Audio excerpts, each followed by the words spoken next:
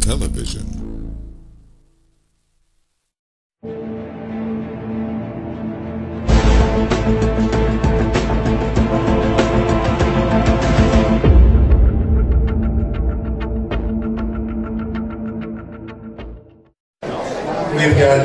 We're starting 2 minutes late.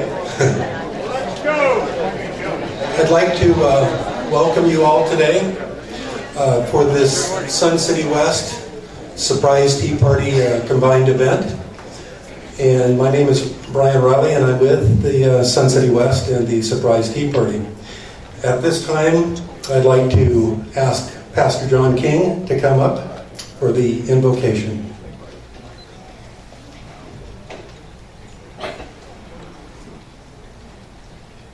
Let's all stand and bow our heads.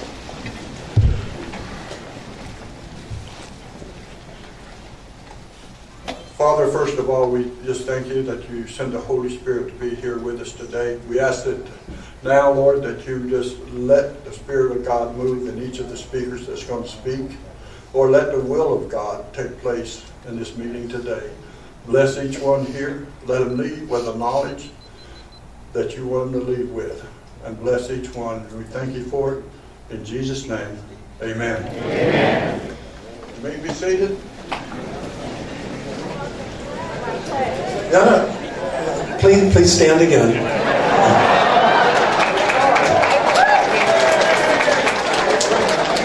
You have to understand he's a pastor, okay? I mean, he says prayers. I'd like to have author Tom Valentine come up for the pledge, please. I pledge allegiance to the flag of the United States of America and to the republic for which it stands, one nation, under God, indivisible, with liberty and justice for all. Hoorah!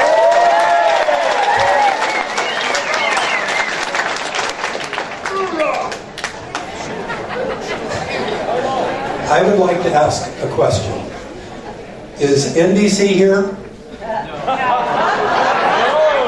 Is CBS here? ABC? How about conservative Fox? Are they here?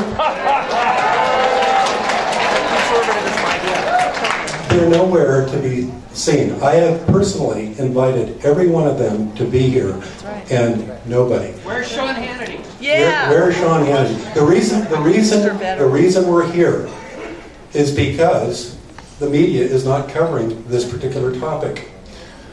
America is in a horrible situation right at the moment, and we decided that it was time to get the word out to you people so that we can get word of mouth and spread the word about what is happening in America that you're not being told about. We have right now probably the biggest constitutional crisis since Watergate.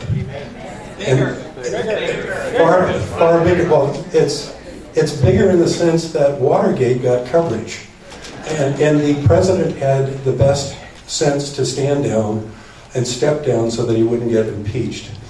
Nobody knows what's going on from the mainstream media as to what's happening here, and it's really unfortunate because we're talking about the freedom of America, and we're talking about the President of the United States not having a clue of who he is at this point. So I want to thank you all for taking a Saturday to come and hear this information. I want you to know that the reason the Surprise Tea Party and Sun City West Tea Party wanted to do this was that there were 5 members that the sheriff invited to attend the original press conference. We were blessed, we were very fortunate to go. The Surprise Tea Party was the original party that turned in a petition with 242 signatures to the president, to sheriff. Maybe he should be.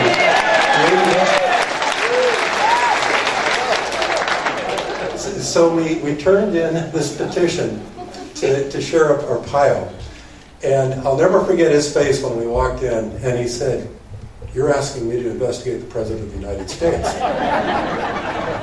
And we said, "Yeah, I guess we are." And so Jim Weiss, Julie Weiss, Jeff Lichter, my wife Denise, Riley, and myself, we were fortunate to be with the sheriff. He took this on, and he said, through Mike Zullo, his main investigator, lead investigator of the cold case posse, he said, I am going to investigate this with the utmost diligence. And you know what?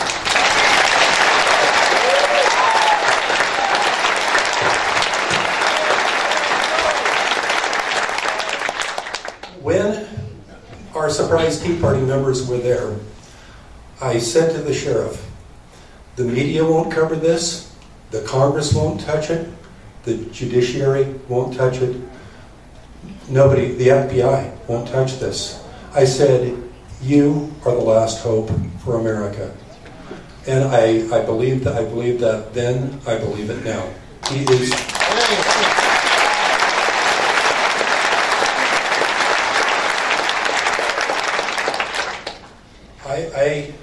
Basically, we were in the right state, with the right law, with the right sheriff to go forward with this. And we have a totally unique situation in the state of Arizona because we actually have a criminal investigation going regarding the identity documents of President Barack Hussein Obama II. And we have our sheriff to thank for this. The media, they criticized it, they attacked the messenger, and when we went to that press conference, 5 civilians that had the good fortune of being invited by the sheriff. We saw some unbelievable things. We just saw some, and you are going to see some unbelievable things that the media has not told you about. They will attack the messenger. They will not address the facts. And today, we wanted you to come so that they could give this presentation. Hopefully, it will be similar to the original press conference. And we're hoping that you will spread the word of what is happening in America. I mean, this is the only law enforcement investigation that has happened in America regarding this. So, what I'd like to do is introduce. I'm going to partly introduce the sheriff because Mr. Jeff Lichter will be coming up. He's the co-chairman of this event. But I'd just like to say that we went to the right sheriff. We went to America's toughest sheriff.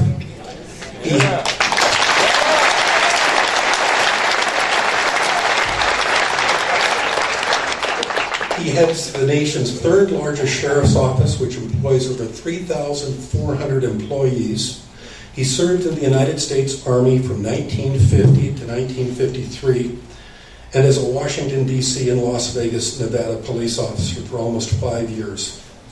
Arpaio went on to build a federal law enforcement career and reputation for fighting crime and drug trafficking around the world.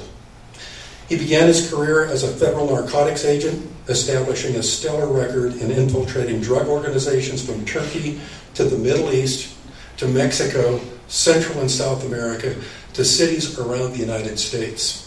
His expertise and success led him to top management positions around the world with the U.S. Drug Enforcement Administration. He concluded his remarkable federal career as a head of the DEA for Arizona. In 1992, Sheriff Joe Arpaio successfully campaigned to become the sheriff of Maricopa County. Since then, he has been reelected to an unprecedented 5 four-year terms. During his tenure as sheriff of Maricopa County,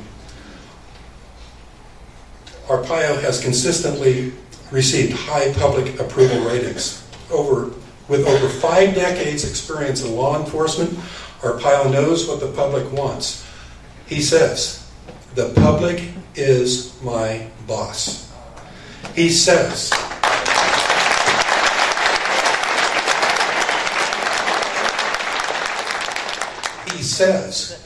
so I serve the public. This is the man that you want to go to investigate the identification papers of the President of the United States. I would be really concerned if I was being tracked down by this man.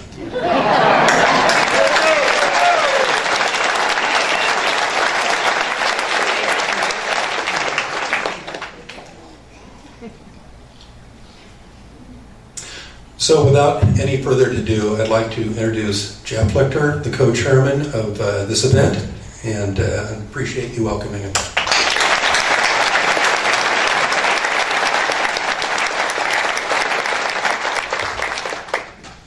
Thank you, Brian, and good afternoon, everybody. Thank all of you so very much for being here today.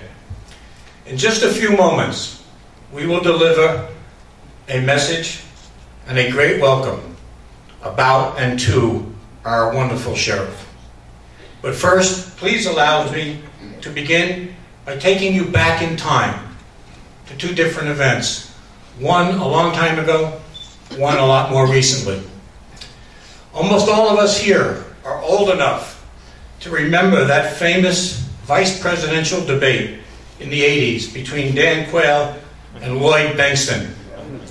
Quayle tried to liken himself to JFK, and Bengtson fired right back by saying he was the friend of JFK, and he knew him best, and that you, Dan Quayle, are no JFK.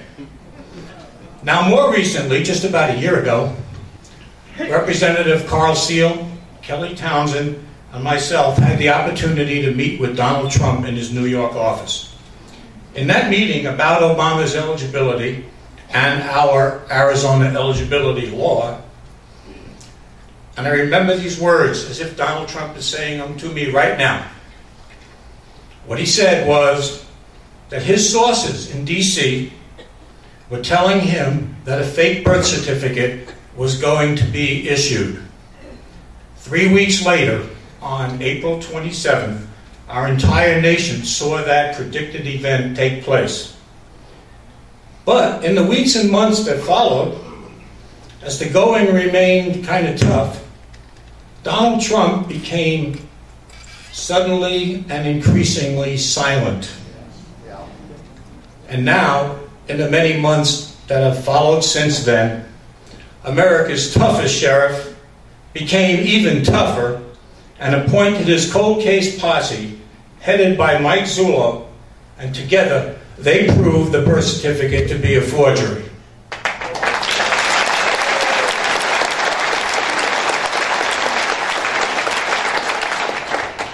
And so, to send this message and this welcome, please, can we again hear all of you join in saying, Donald, thank you, but you, Donald Trump, are no Sheriff Joe Arpaio.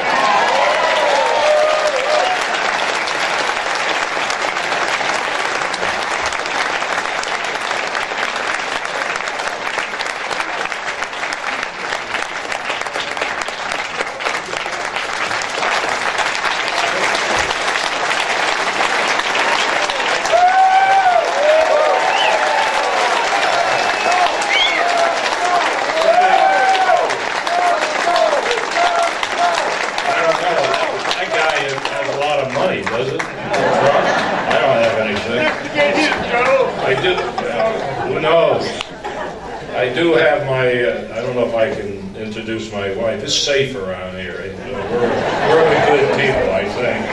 But my wife, Ava, like in Gardner, AVA.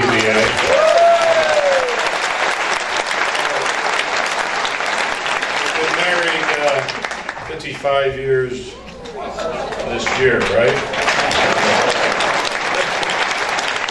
She's also in my posse, Mike. I made her a colonel. She used to start my car, but with all this going on, she doesn't start the car anymore. Mike, I want to thank you for your hard work. I know you're making a lot of money over this, which is nothing, and your lovely family. And I got to thank you for supporting your husband. This isn't an easy one, believe me. And I see Senator Burgess. Can I mention you? You hear Secret Service, or you're undercover? You got a great senator here in Sun City West. Right?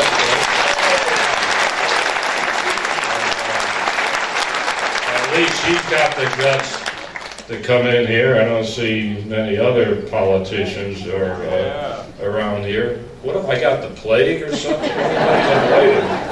I get on national TV with pink underwear. I can't even get on with this thing. Never seen anything like it. And I spent 50 years as a top federal guy with the U.S. Justice Department. Of course, they're following me around every day, but that's another issue. So, you know, I'm just doing what I took an oath of office to do. I know it's corny to say that, but I firmly believe it. I firmly believe it. A lot of people say it. A lot of people talk. But you need action. You can't just talk. So, and my wife tells me to shut up when I say this, and I'm not going to do it, because where am I? I'm in Sun City West, Sun City, right? A lot of you people know me. Actually, they know me around. You're going to the toughest sheriff in America. It's the world. It's not America.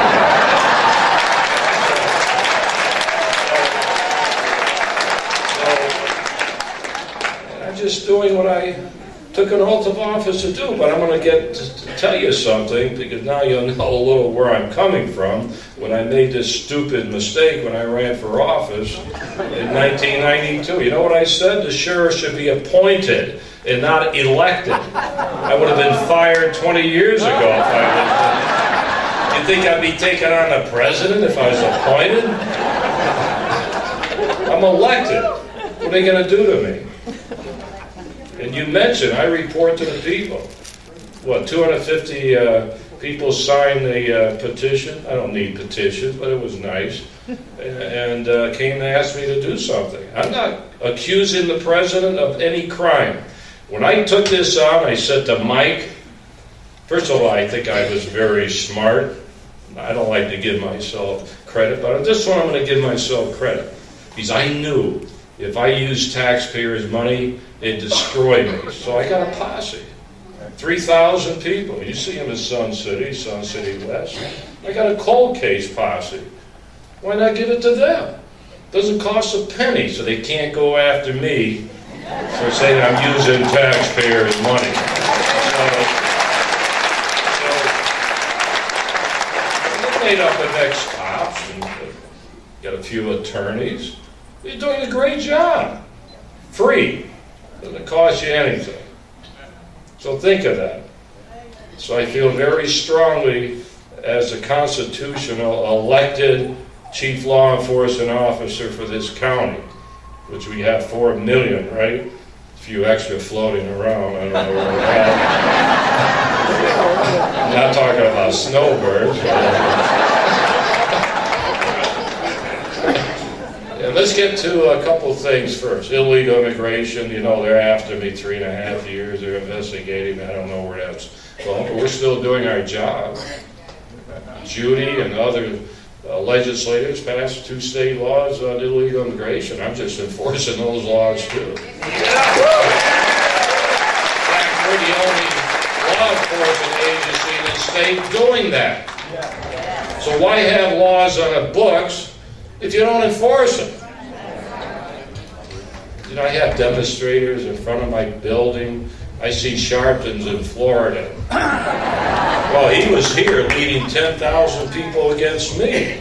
Remember that? And he wanted me to resign. I love this guy. I want him back. You know why? Because I raised $50,000 that day.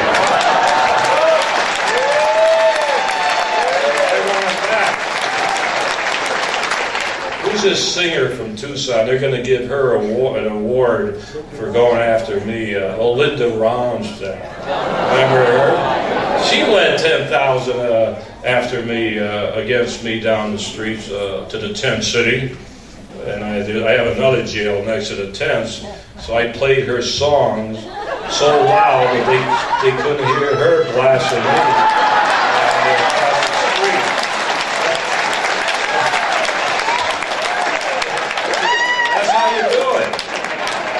I told Mike, I want to do everything to clear the President of the United States. That was I wanted to do it, really. Some of you probably said, we hope you don't. No, I'm a law enforcement guy. I wanted to be the guy to get up there and say, that birth certificate is legitimate, leave the president alone. But it didn't work out that way. Start working on it. I don't know. There's some problems. And another thing we came up was the selected service forum. Now see, the media won't print this. In all my press releases, I put a nice little PS, and I said, I have registered 40,000 inmates to sign up for the selected service. I did that 10 years ago and still doing it.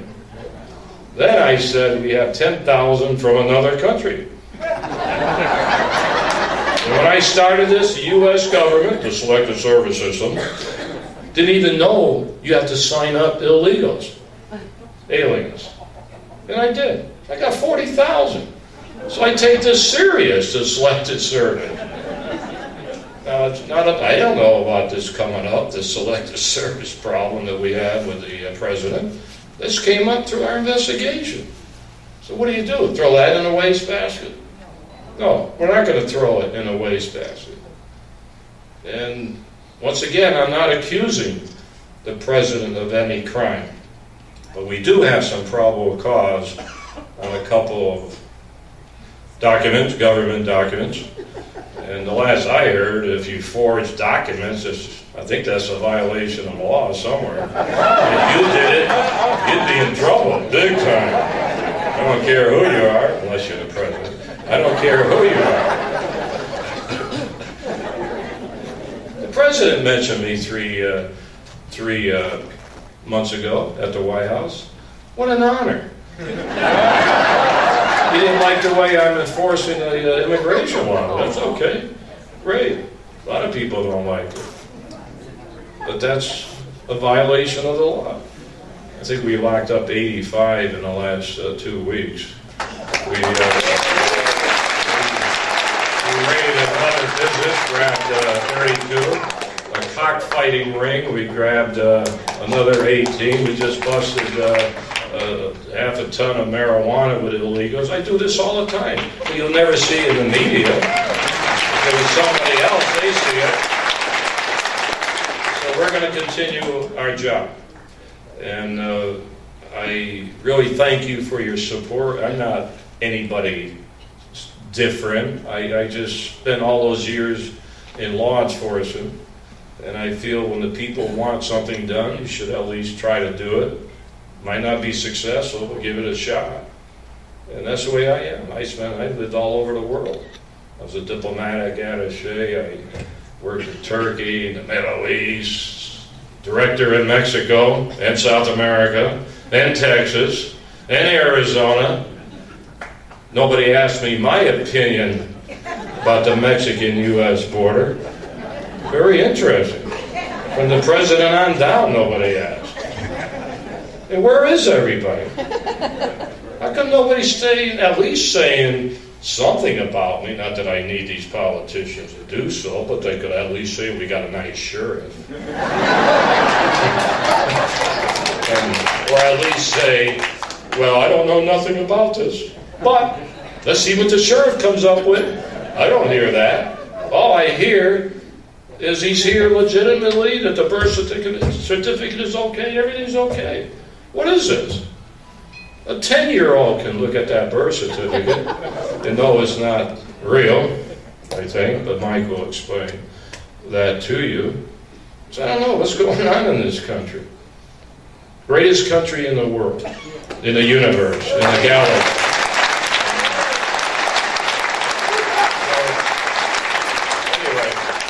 Thank all of you. You give me the support. I need your support because without you, I'm finished. I've been re-elected 5 times, and I started. We're in Sun City, right? Yeah, we have some senior citizens around here. See, when I'm in Sun City West, I always give my age. When I'm in Scottsdale, I'm 39.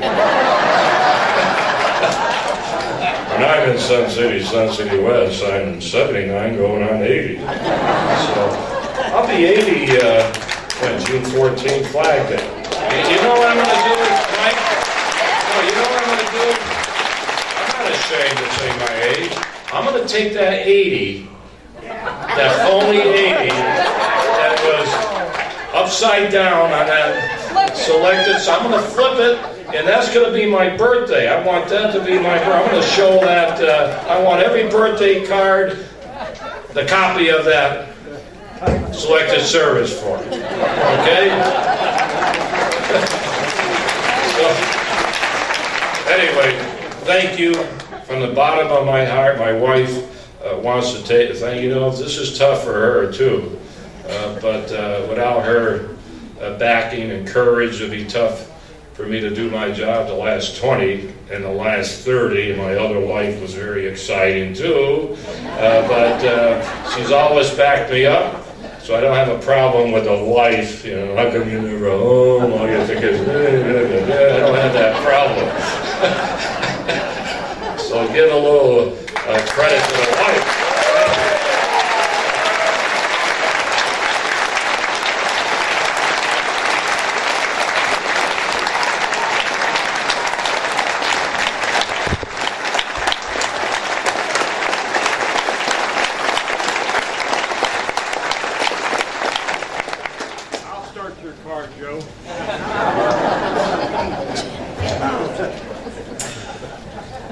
Okay, that was wonderful, wasn't it? I mean, was that fantastic?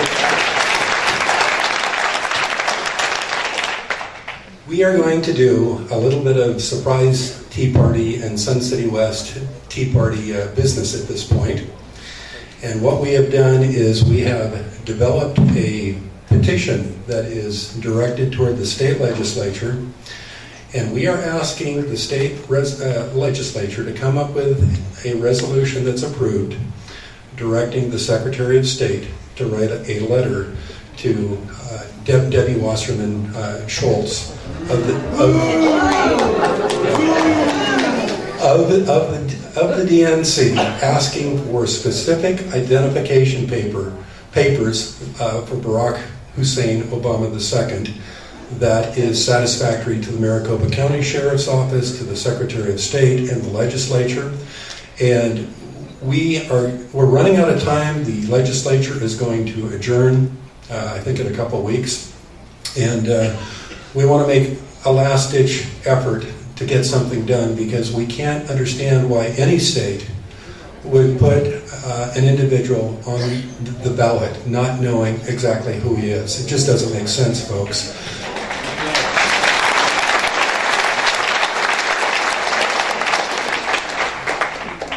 One of the things that I've always said is that you should know the law better than they do. If you want to fight government, if you want to fight the opposition, know the law better than they do. And the co-chairman, Jeff Lichter, he did a search, and he found a statute in the Arizona Revised Statutes. And it's ARS 41-121-A1. I don't have a clue if this has ever been used before. Jeff found it. We're going to go ahead. We're going to try it out, see if it works, see if we can get some answers. And the petitions are being distributed right now. And Jeff and fellow associates are going to be taking them down to the legislature. They're going to hand carry them down on Tuesday, hoping that we can get something done next week. And what I'd like to do is introduce Jeff Lichter again.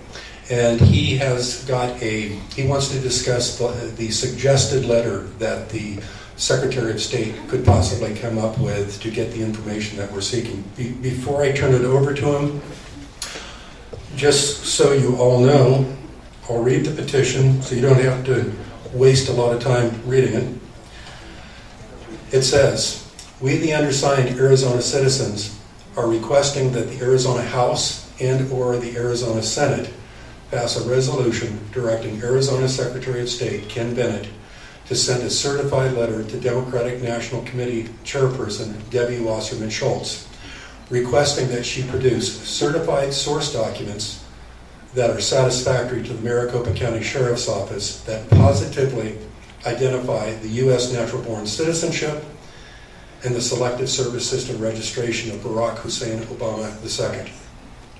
With the recent findings of the MCSO cold case posse, there is probable cause to believe that Barack Hussein Obama II's Selective Service System registration form and his State of Hawaii Certification of Live Birth form are criminal forgeries.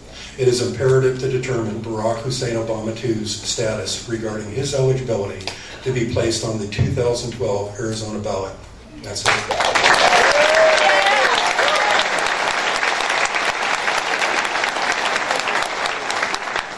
And again, Jeff Lichter. Again, thank you, Brian. Just before I give you a little description about the letter, and as the petitions are getting started, let me announce that we are going to supplement the petitions you are signing today on paper with an online petition. And we're going to get that out by email over the internet, but it would also help greatly. Whether you think you're going to be able to use this or not, you might think, I'm signing it here today, I don't know anyone else who will sign it, but I'm going to ask you if you can possibly take out a piece of paper and a pen to write down the link that you can refer to your friends, your relatives, and your neighbors in Arizona that were not able to make it here today to also sign this petition online.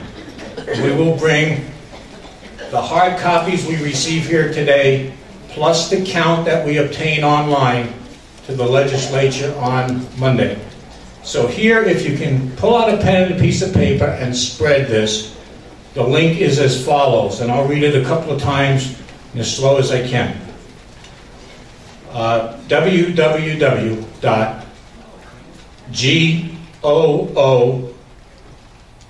and that's in small letters, .gl in small letters, /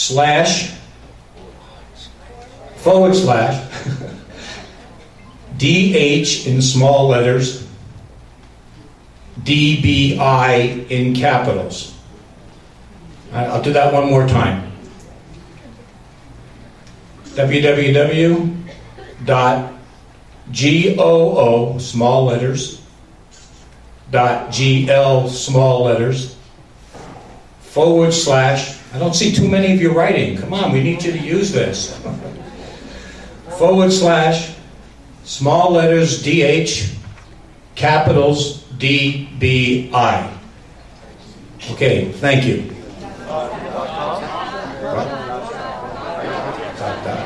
Oh, .com. All right, add that .com. I'm sorry? What about them? The gentleman is asking, are John McCain and John Kyle here? Are you kidding? Does everybody want to laugh at once? Yeah! They're part of the problem. They are the problem. They are the problem. They are. One more time? Okay. www. That's small. GOO.GL. Small. / DH. Small letters. Capital DBI.com. Should pull up the petition that you're signing today. Okay. I think they just put it up there. Okay. Strictly Arizona residents. Yeah. And again, I think you all know, but it's strictly Arizona residents to sign this petition. Okay. Since you've now all heard about the petition and the resolution to Secretary of State Bennett that we hope to obtain from either or both houses of our state legislature, because of this petition, I am now going to tell you a little bit about the letter that the resolution is expected to instruct Secretary of State Bennett to send to DNC Chairwoman Schultz. To begin with, whether or not Secretary Bennett believes that he has the authority to keep an unqualified candidate off the ballot, we believe that he has at the very least the implied statutory power to do so. The resolution itself is not drafted yet, but will be within a day or so of delivering these petitions to the legislature on Monday. There has been a draft of the proposed letter constructed, but it is only just that at the moment, a draft. At this point, because it will be up to the legislature in conjunction with a passed resolution to finalize that proposed letter. However, I can tell you that the current draft does address in more detail the same items that the petition refers to, including questions and evidence pertaining to natural-born citizenship, the birth certificate, the selective service registration, and even the Social Security number.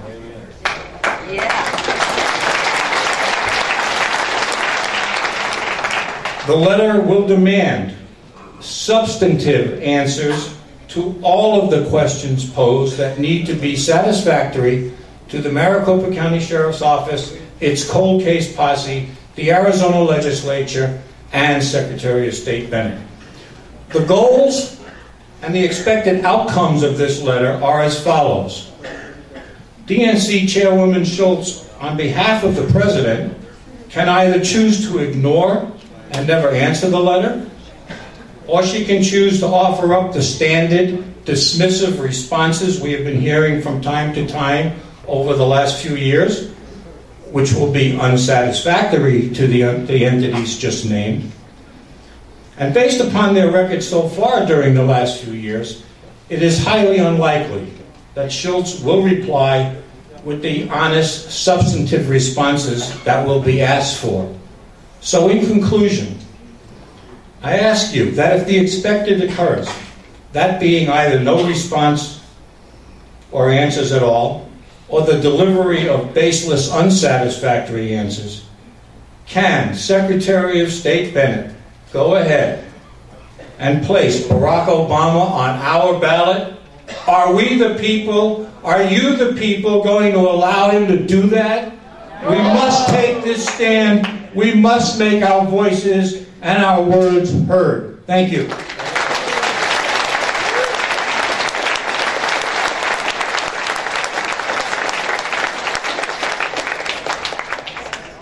Now here's the surprise about this resolution.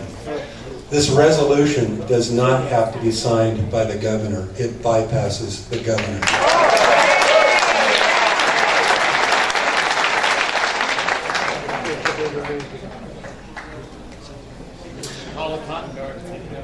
Okay. I'd like to take a few moments to introduce Mike Zullo of the Cold Case Posse. I remember when he called me on September 15th, and he said he had been assigned as the lead investigator of the birth certificate investigation. I think he was just as surprised to get the assignment as I was to get the phone call, and we had a discussion about it. Since that time, I've been the gopher between the Surprise Tea Party and the Cold Case Posse. They want something fetched, I go fetch it. And through that process, I've gotten to know Mike Zullo. I've gotten to know Mike Zullo. I've gotten to know every one of the members of the Cold Case Posse. Since the materials were released at the March 1st press conference, I have seen these fine gentlemen and one lady ridiculed, maligned, berated, simply because they did their jobs to find the truth. Now, you have to hand it to these people. They have an extremely difficult job to do, and they did it. The sheriff assigned it to them, and I want you to know, I am very, very proud of having my wife and I having the ability to meet these people and knowing how hard that they've worked on this project. And so I'd like to get around. A lot of them, most of them aren't even here because of other situations, but I'd like to give them a round of applause because they've done it.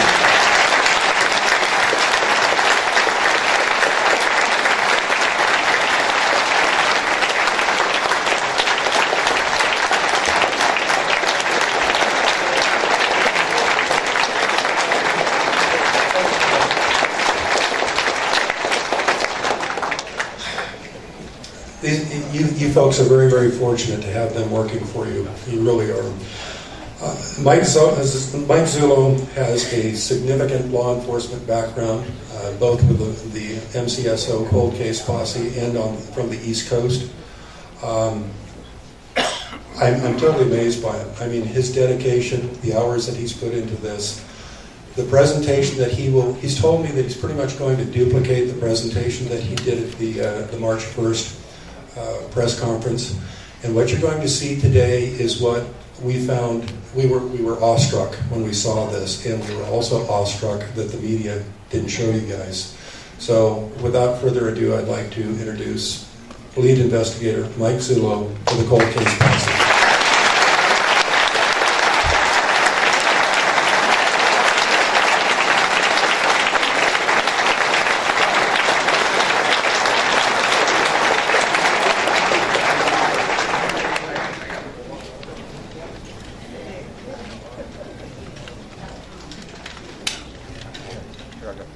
Wow, there's a lot of you out there.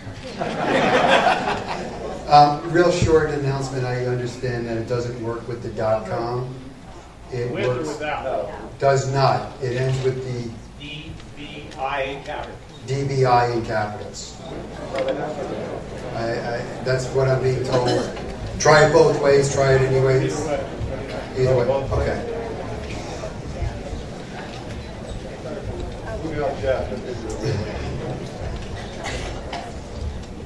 Let me start off with telling you that I truly, truly believe you are fortunate to have Sheriff Arpaio.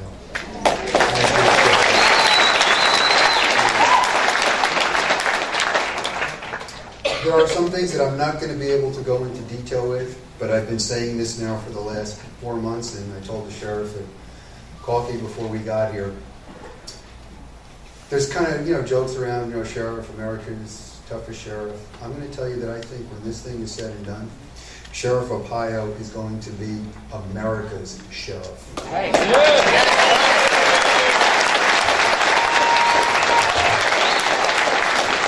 Sheriff Arpaio has been a law enforcement officer as long as I have been alive. So when well, that's not a dig, sir. When Sheriff Arpaio tells you there's a lot of smoke, you can take it to the bank that there's a forest fire.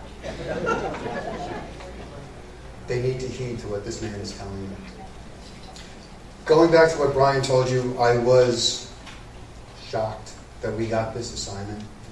When I did meet with the sheriff did tell me, and I kind of snickered like you guys did, I want to clear the president. When I got done snickering, it was pretty evident to me that it was true. He wanted this document cleared. He wanted the country to move on from this.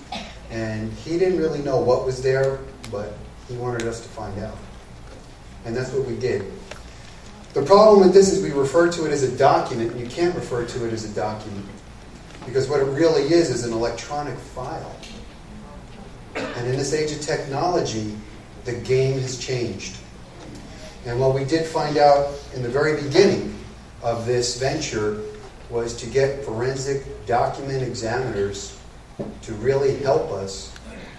They were prohibited from doing so because they would not render an opinion without first seeing the original document and using it as a basis of comparison. And Tom Ballantyne knows that all too well. There is no original document. And even if there is one, they're not giving it to us. And if you don't think the White House or the administration or the powers that be know that, they know that very well. So we were forced to conduct this in a rather unorthodox venture. And we did. And I believe that something else that has grown out of this investigation, before I get into the nuts and bolts of what's gone on here. You look around here, there's probably 1,000 some odd people here. The sheriff's office has been inundated with emails, telephone calls, some rather hateful comments, death threats on the sheriff over this. And the sheriff, and the sheriff's threats detail did trace one down and apprehend an individual. They incarcerated him over this. Well, he's not incarcerated yet. He's been charged. You didn't see that on the national media. It's pretty ironic to me that everything this sheriff does basically goes all over the globe except for this issue or anything related to this issue. But there's something unique that's happened here. This is probably one of those very rare occurrences that law enforcement and the citizenry can work in concert with each other. The information that we are getting was developed by citizens. It wasn't all developed by the cold case posse. You should give yourselves a round of applause because people did a tremendous amount of work. Part of the job as an investigator is to take that information. I'm hearing feedback. Are you? Better? Okay. Part of the job of the investigator is to take information, gather it together, go through it, see what's relevant, see what isn't relevant, but never forget it. Because you never know what comes up later on that something you deemed irrelevant is relevant. And that's what we've done. We actually became the repository for information across the nation. And that's just something I've never seen before. And I think it's a testament to the sheriff for having the foresight to take this and conduct this way.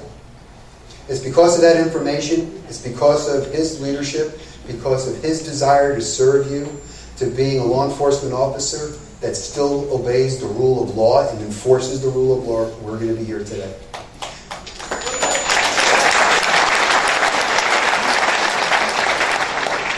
What I'm going to show you is we put together for the press conference, we put together, I believe it's 5 or 6 little videos. They range anywhere from 2 minutes to approximately 4 minutes in duration. Better? Worse? Better? Worse? Worse? Better? Why don't we just go with this and I'll take this thing off, okay?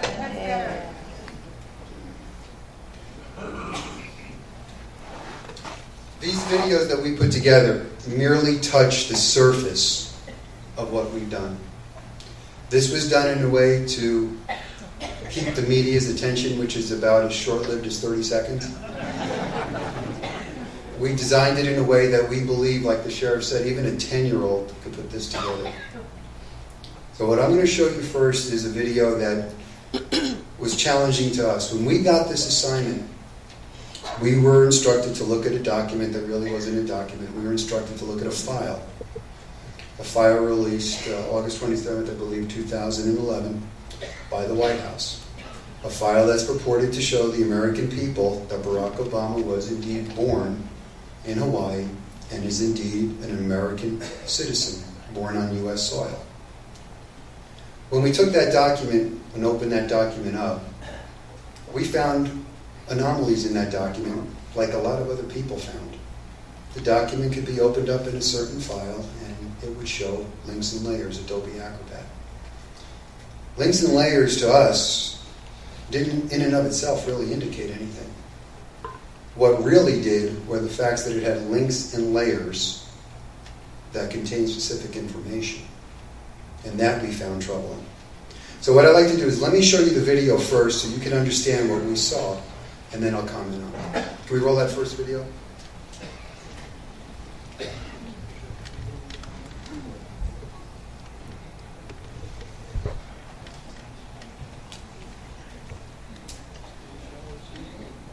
What should President Obama's birth certificate have looked like after being scanned into a computer? In order to find out, we stripped away the document's green background, leaving only a black and white document. Next, the document was photocopied onto green basket weave safety paper. The document was then scanned into a computer and opened in Adobe Illustrator. Once inside Illustrator, the file is as it should be. It has one layer and one link. As As the document is enlarged, we'll notice two more characteristics that confirm it was produced by scanning a paper document into a computer. First, the texture of the paper can be seen underneath the ink. Secondly, the image noise is consistent throughout the document as we scroll from top to bottom. So to recap, we have one layer, one link, and noise that is consistent throughout the document. So why didn't the birth certificate file released by President Obama behave the same way? Can the anomalies in President Obama's birth certificate be explained by the use of OCR software, or perhaps by the fact that the document was optimized prior to being released? We'll explore these possible explanations in a moment, but first we'll take a closer look at President Obama's birth certificate. We've already seen what is supposed to happen when a paper document is scanned into a computer and opened in Adobe Illustrator. Now let's use Illustrator to open the PDF file of Obama's long-form birth certificate that was posted on whitehouse.gov on April 27th of 2011. At first glance, the document appears to have only one layer. However, a quick glance at the links palette indicates that there are many layers. 9 layers to be exact. As we turn each layer on and off, note the information each contains.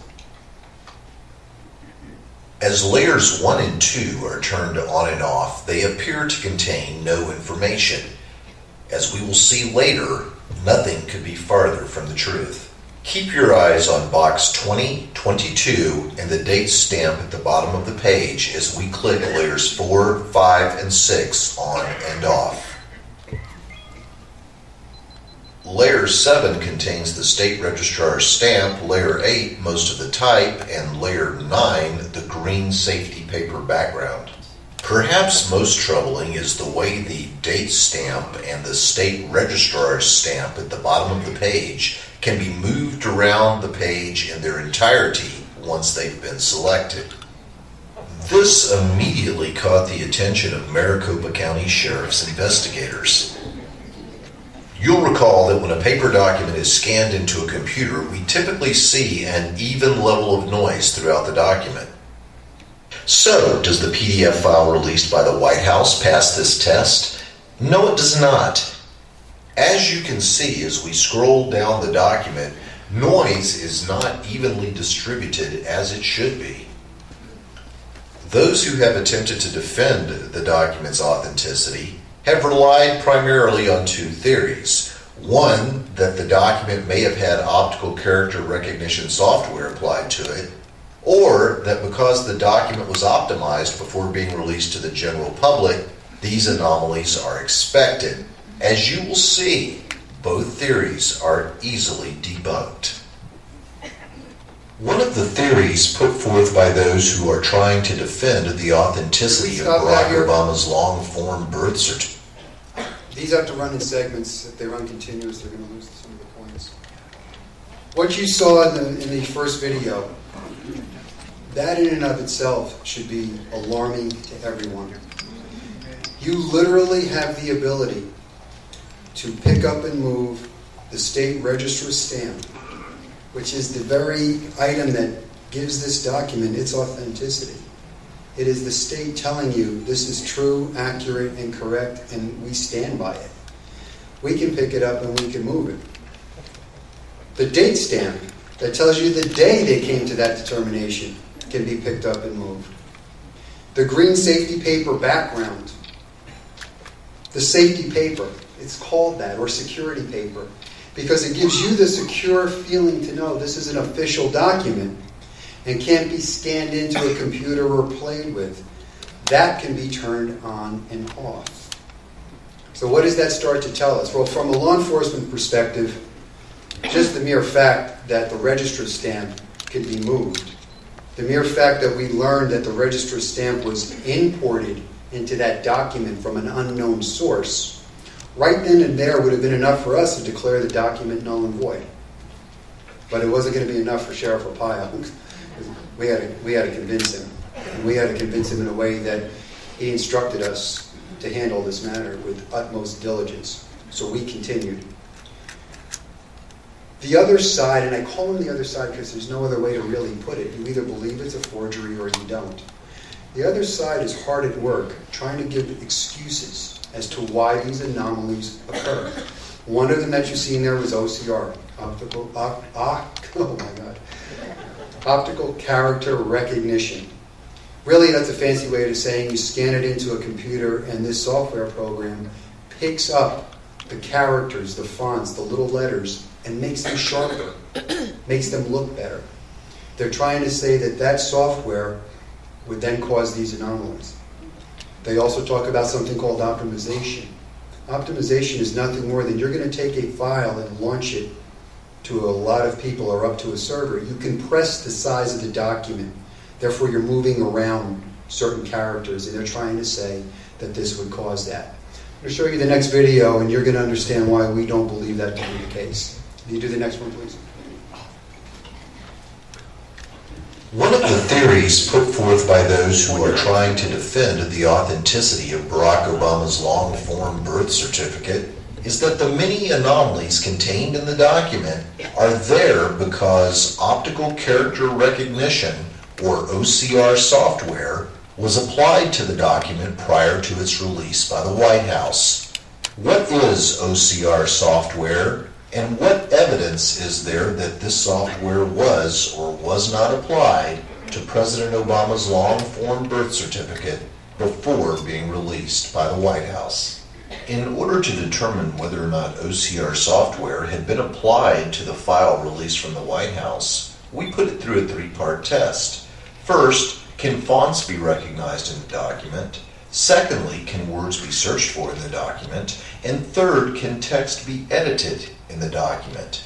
Before we look at Barack Obama's long-form birth certificate, let's take a look at a document that we know has had OCR software applied to it. This document started out as a piece of paper. It was scanned into a computer and then had OCR software applied to it. As we can see, fonts are recognized in the document, so it's passed the first part of our test. Next, we'll see if words can be searched for in the document.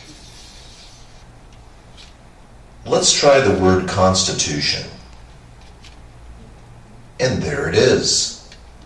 The document has now passed the second part of the test. Now we'll see if text within the document can be edited.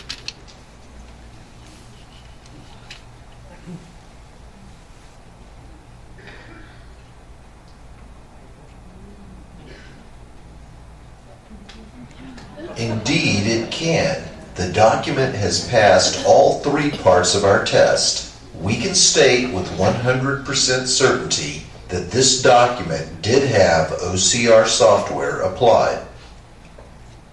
Now we'll put the file released by the White House through the same three-point test. First, we check to see what fonts were identified. As you can see, no fonts were identified, therefore the document fails the first test. Now we'll search for a word that we know is in the document. It would seem that no matches were found. The document therefore fails the second test. Now we'll see if we can edit text in the document. We can't even highlight text so that it can be edited. The document therefore fails the third test. We can say with 100% certainty that the document was not put through OCR software. If the use of optical character recognition software isn't responsible for the many anomalies in Barack Obama's long-form birth certificate, what about optimization? We'll explore this theory in our next video.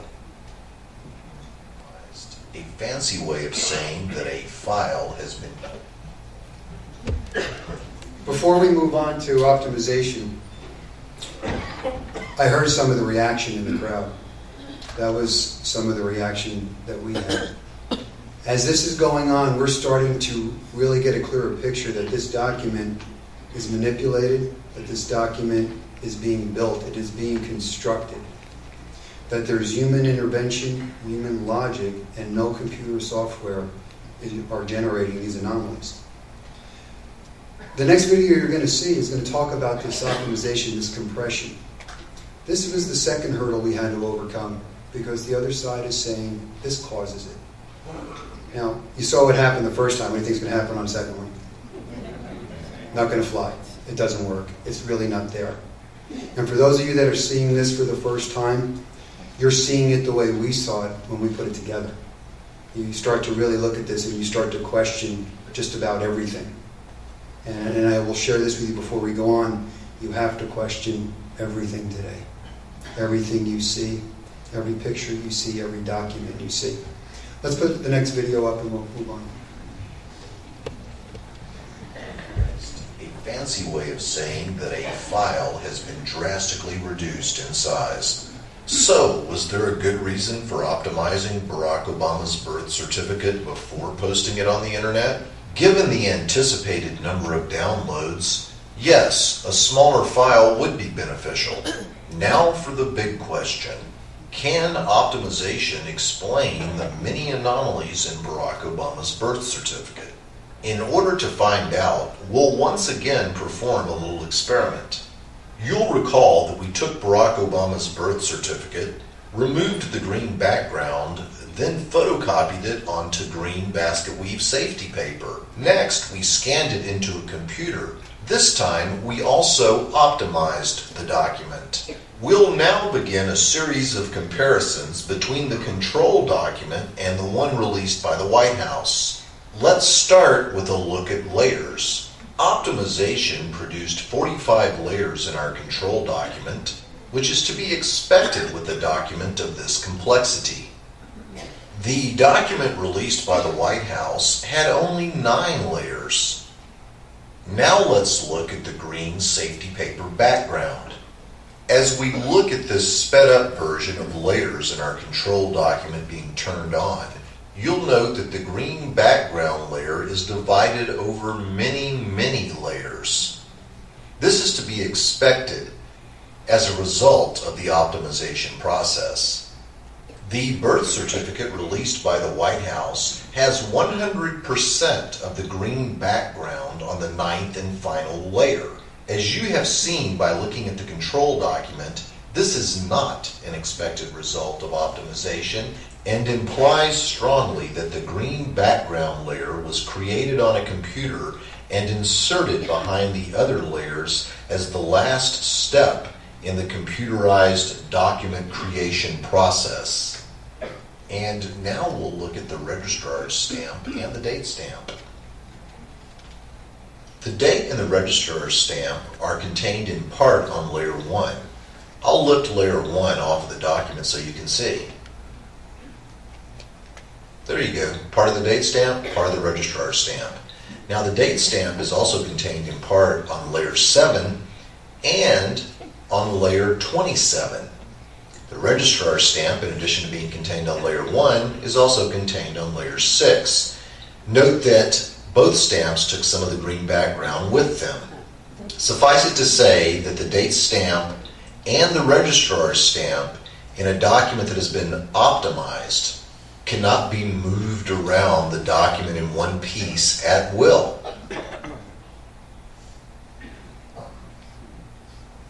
Now let's look at the certificate of live birth released by the White House. As you can see, both the date stamp and the registrar's stamp can be moved anywhere you want in one piece. No green background going with it, lifted cleanly off the document. As we know from our previous example, this is not caused by optimization. Now let's look at the white halo issue. As we look at our control document, we can see that there is no white halo effect caused by optimization. Even as we zoom in and look closely between the letters, we can see that the white halo effect does not exist, and therefore cannot be blamed on optimization.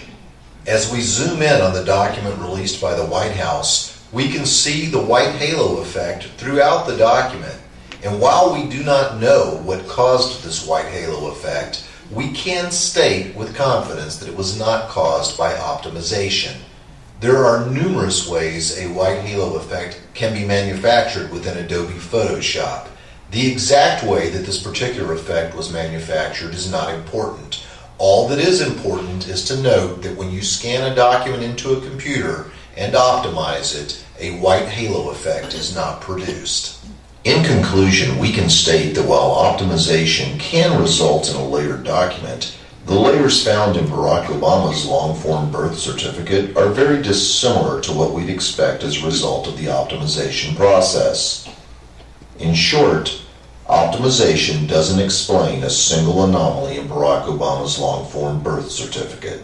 Not a single one.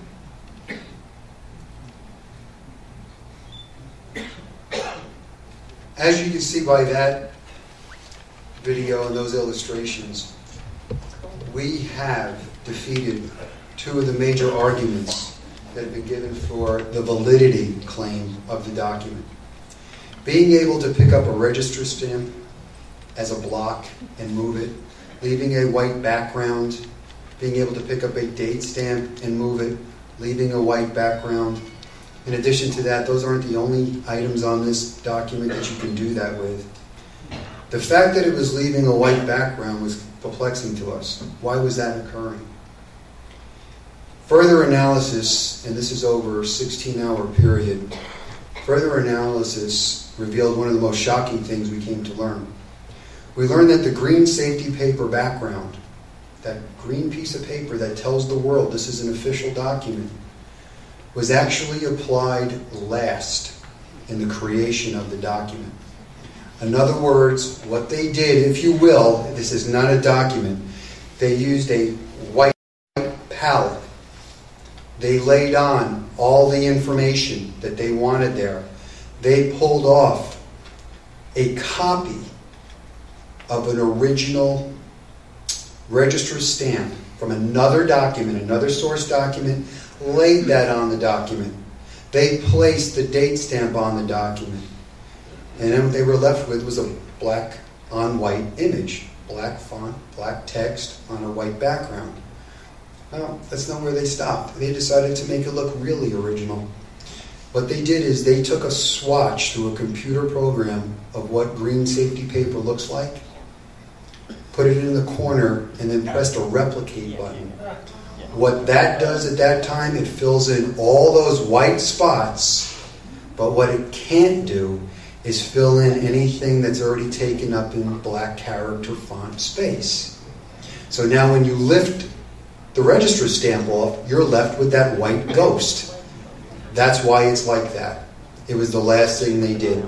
This also leads us to believe that this document never started its life as a paper document. In other words, they didn't take Obama's birth certificate, scan it into the computer, maybe try to pretty it up a little bit, press a button here, and make this look a little nicer here, and upload it.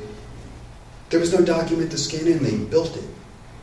It resides in cyberspace, in the mind of a computer, and it does become a paper document. That's after the print button is pressed, but not before. So we're going to show you a conclusion video that's going to bring this all together, and then I'm going to talk to you a little bit. I got permission from the sheriff to share a couple other things with you. I can't go into great detail, but we're not finished. Let me put it to you like that.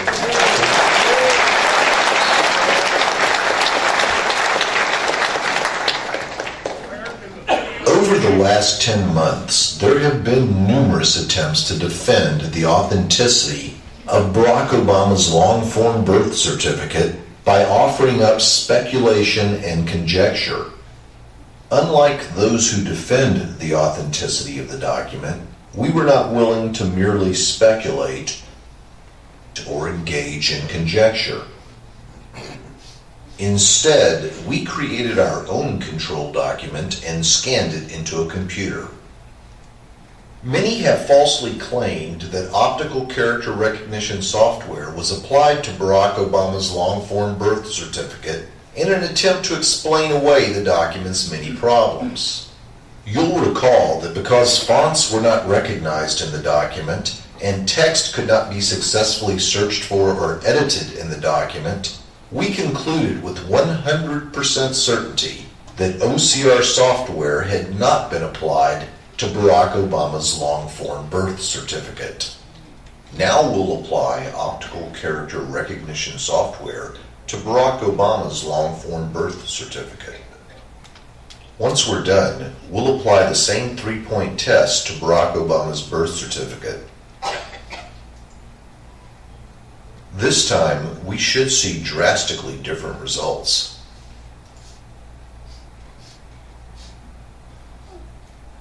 First, we'll look under the Properties tab to see if fonts were recognized. As you can see, they were. Next, we'll see if we can search for a word in the body of the text. We'll choose the word live since we know that it's there. And as you can see, the word was quickly found. Now we'll see if we can edit the word that we found. As you can see, once a document has had OCR software applied to it, you can edit text with ease. Many have also incorrectly suggested that optimization is the panacea for all that ails the long-form birth certificate. But optimization produces layers very different from the layers found in the long-form birth certificate released by Obama. The document released by the White House had only 9 layers. Our control document had 45 layers after being optimized.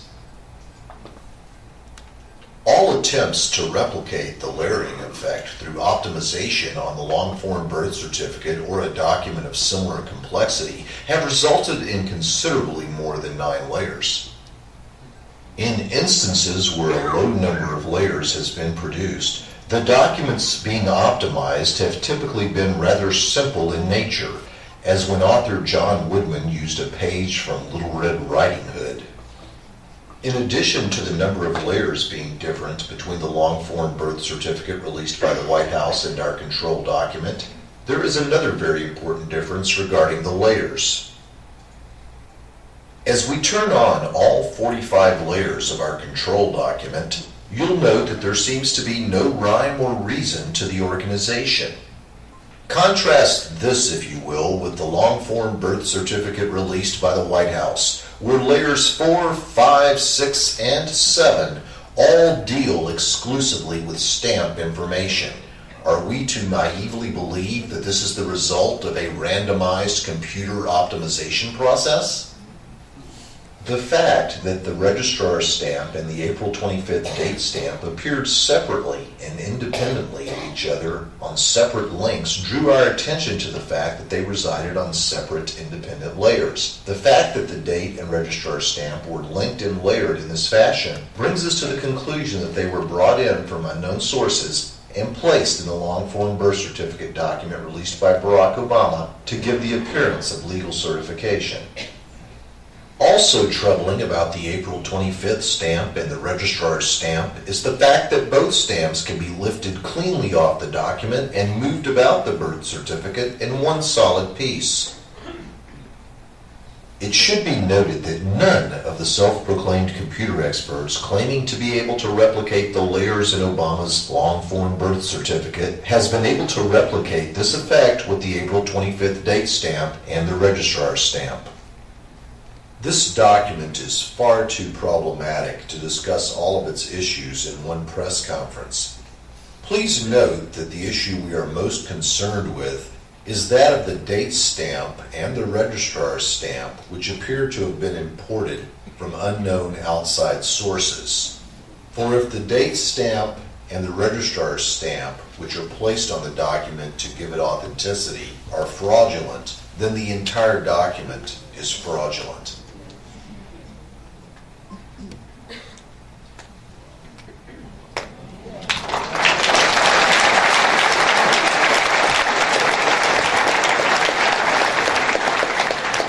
Like I said earlier, that's just the surface.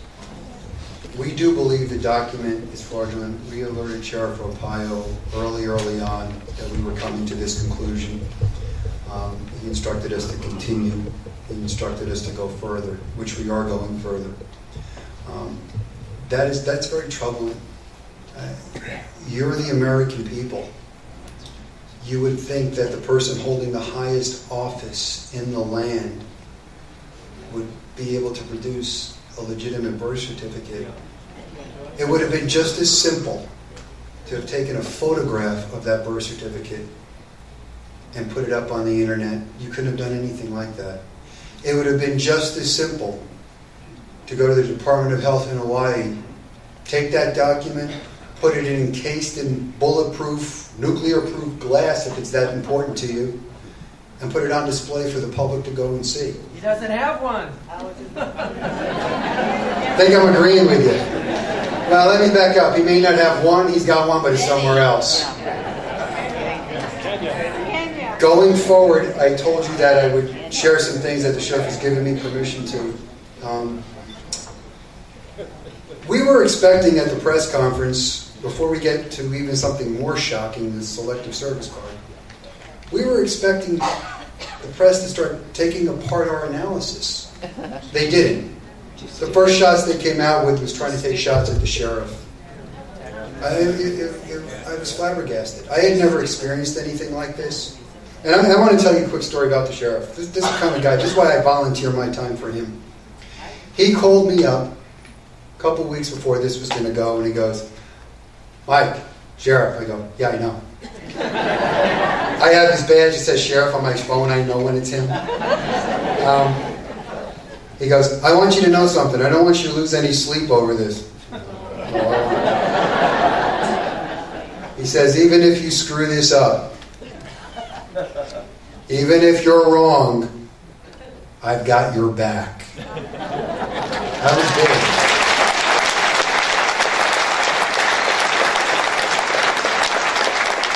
I told him, number one, we can't be wrong. And I also told him I would not quit until this was finished. My team will not quit until this is finished.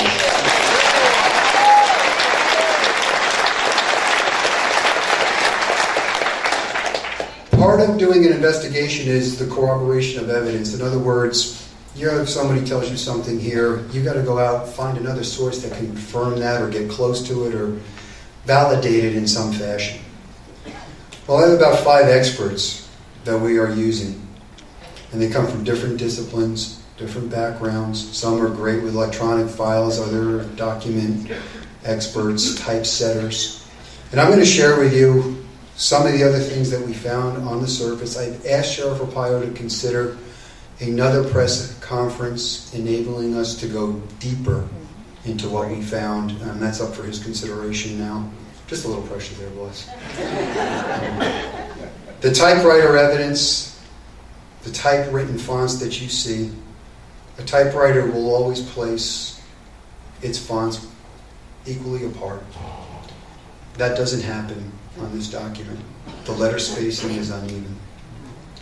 The word spacing is uneven on many lines. The line spacing varies 1 to 3 points, being either too long or too short. This information is obtained from a typesetter who, for his lifetime career, was typesetting things as terrible as math books. You have to know what you're doing to typeset a math book. I'm sure I doodled in a couple of his in my day. There is the distinct possibility, and we're looking into it a little further, that the register stamp may not have even been done by the official metal embossing stamp that it should have been. The certificate numbers are out of sequence compared to the date numbers issued by the same Department of Health only 3 days later. Federal mandate, it is consecutive numbering. This one isn't. There is the presence of a graphic image feature calling unsharp mask on Obama's certificate of live birth. It's a software feature that's found in Adobe Photoshop and Illustrator. That could be one of the reasons for the white halo, but the white halo really shouldn't be there. There is also a difference in the colors. of the text.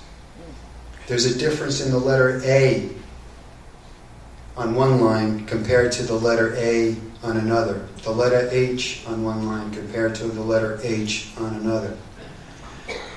Now, I hate to break the bubble of computer geniuses and hackers, but this is old school police work, and this is about ink. And there are people out there that know what they're talking about, and you can't get away with it. The two different typewriters, we believe, were utilized in the creation of this document. What that really means in today's language, this is a cut and paste job from two different or three different birth certificates. This is atrocious. This is beyond amateuristic. I don't even know what you call this. Felony.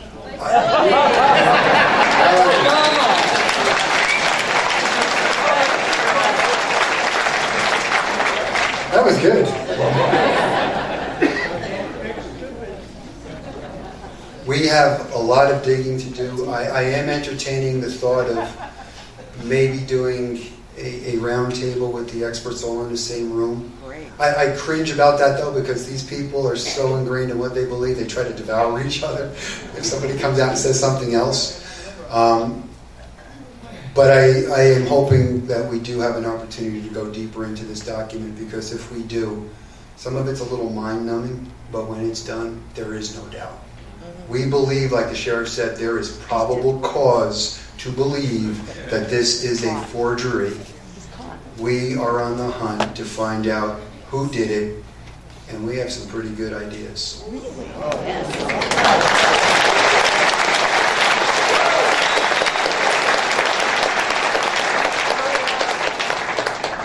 I mean, can you believe you're getting all this for free? I mean, you're getting all this for free. This has got to be a couple 100,000 up to now. You're getting it for free. Okay, it's serving your country. It is for my country. You're exactly right. And we love you for it. It's for my country. It's for my family. And it's for my children, because this country is changing before my eyes.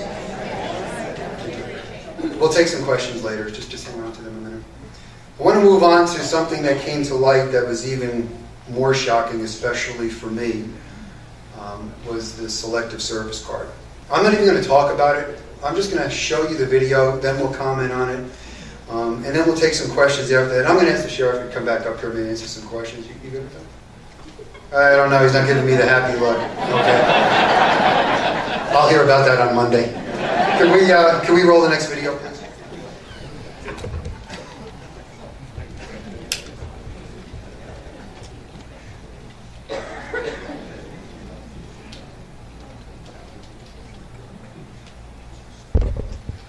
Was Barack Obama's selective service card really received by the post office on July 29th, 1980? No. What exactly is the concern with Barack Obama's selective service registration? We reviewed multiple selective service registration cards. These are just 4 examples. Notice the date stamps on all 4 contain 4 digits for the year-decade marking. This is a copy of the date stamp from Barack Obama's original selective service registration card that was made available for public review. These photographs illustrate a standard pica stamp that was used during the 1980s era.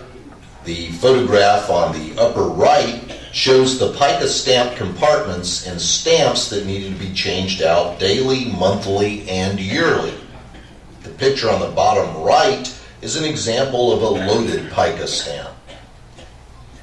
These 5 examples are the expected results from the pica stamp used by the United States Post Office.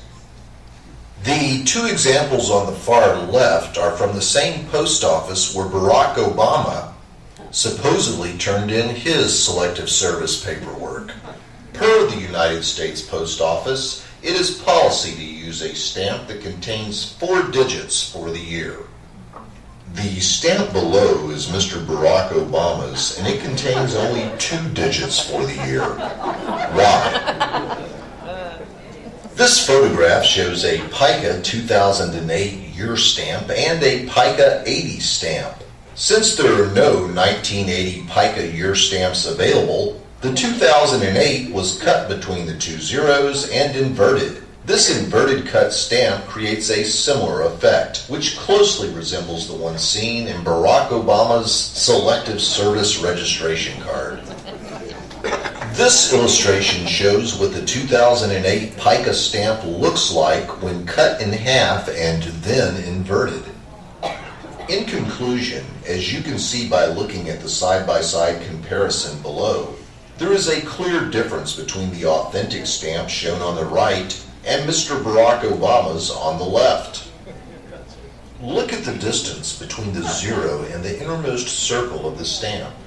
Look at the distance to the right of the zero and beneath the zero. The reason the numbers 8 and 0 are out of position on Barack Obama's registration card is because when the numbers 08 were cut away from the year 2008, they were not cut squarely. Or perhaps put another way, the person who cut them cut too close to the zero. So when 08 was turned upside down to become 80 and put back into the PICA stamp, it pushed too far to the right. In what is becoming a clear pattern for documents that are essential to the documentation of Obama's life narrative, the Selective Service card isn't just forged, it's poorly forged.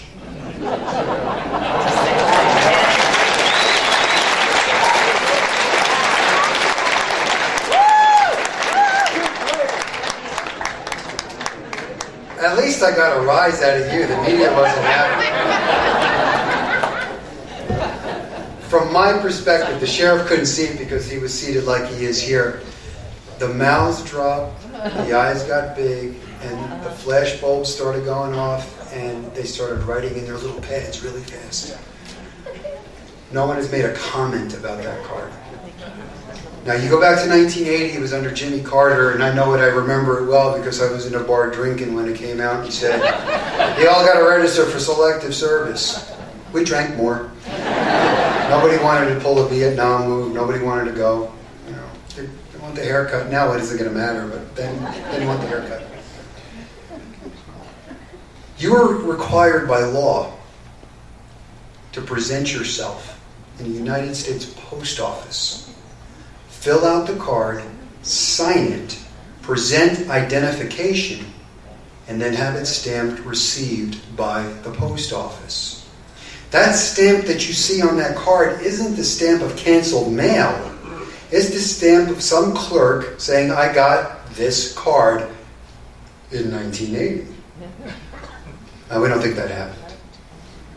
As a matter of fact, if you start putting some of the pieces together, going to educational history, and we released some information, I think it was seen on WND, about a post office employee who had a conversation with Mr. Obama in the early 90s where he was purported to be a foreign student.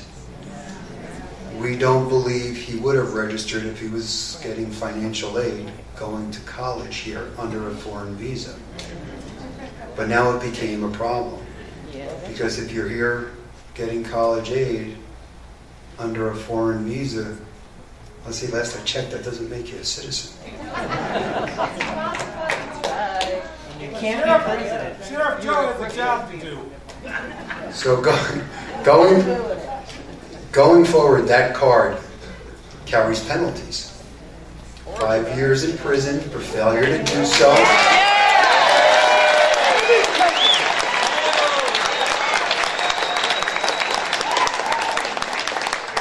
$250,000 fine. But it also says something to the effect that you can't hold public office. Now, let me back up 1 minute. They're probably going to come out and say, "But he's elected." Oh, well, he's getting a paycheck. It's public office. He's paid for out of your dollar. So that card to us, from our perspective, that card carries even further significance than the birth certificate. And let me explain to you why we believe that. There is no one in this room that can tell me, including myself, where, when, what time, and to whom I was born at or to. Your reason is you weren't cognizant of the event. You don't know where you are. Now, that being the case, how does somebody figure this out? Well, you have that little pesky thing called a birth certificate. But in 2000, the Inspector General wrote a second report on the rampant birth certificate fraud problem facing this country. And in the opening paragraphs of that report, he tells you that a birth certificate was merely instituted to record the event of a live birth. It's not to be used as a sole document to determine citizenship or identity. But the problem with a false birth certificate that gets passed off as real is it becomes what's called a breeder document. It breeds from itself legitimate documents: driver's license, social security cards, firearm permits, real estate licenses, passports, social security cards.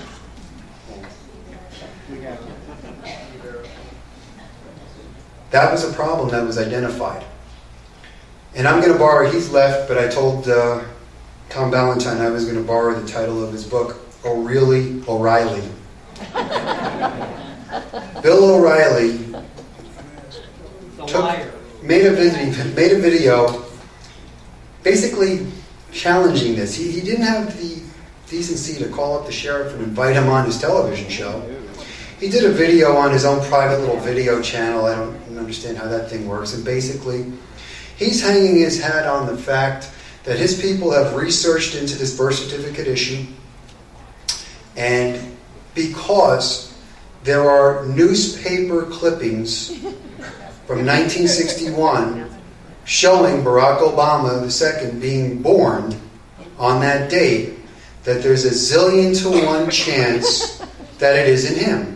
Therefore, he's taking a newspaper clipping saying that trumps the birth certificate that we just showed you.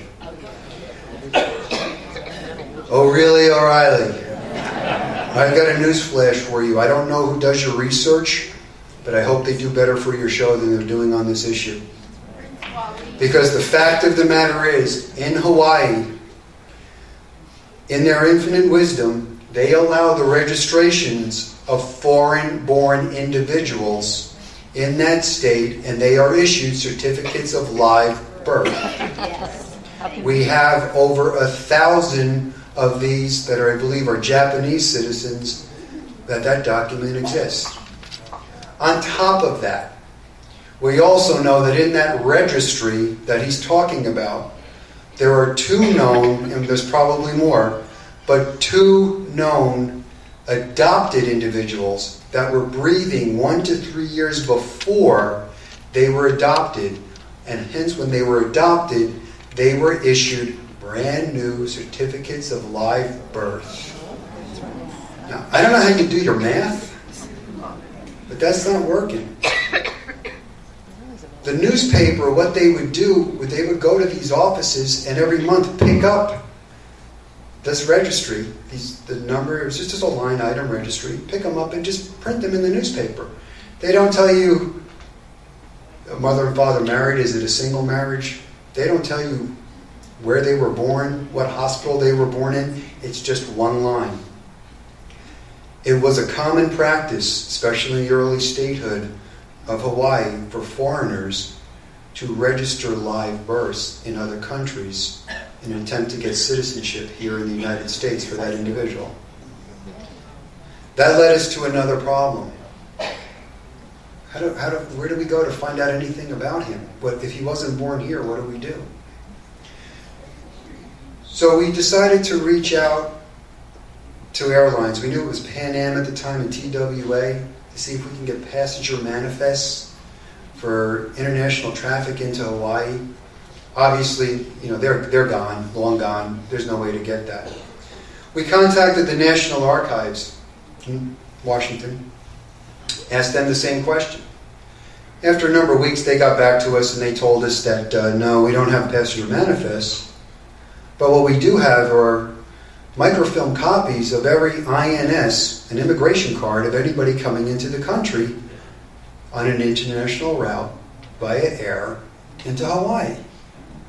So on the phone, I kind of started jumping up and down, high-fiving the air, because that's better than a manifest. That's from the government. We asked for copies of those, and we asked for a 10-year span of time. 685 rolls of microfilm were copied on your dime. But it's good, though. It's a good use of your money. Obviously, we're a little restricted in our travel due to being a for donation cause, but Jerry Corsi was in that area. And I asked Mr. Corsi if he would go down and inspect the month of August 1961 with particular attention to the weeks preceding or post August 4th, 1961, the purported birth date of the president. Mr. Corsi was down there for about 3 hours, and I got a telephone call. I go, "Did you find it?" He goes, "No." I go, "Okay, so what's up?" He says, "Well, I'm going through rolls of film, and when I get to the roll marked August 1st, 1961 to August 10th, 1961, it's missing." I go, "What do you mean it's missing, Jerry?" He's, "Mike, it's just not here, it's blank." And it resumes right on the 10th on the next reel. And they look through numbers. They didn't look through all 685 of these, but they looked through a majority of these, and they didn't find that occurrence anywhere. We notified the sheriff.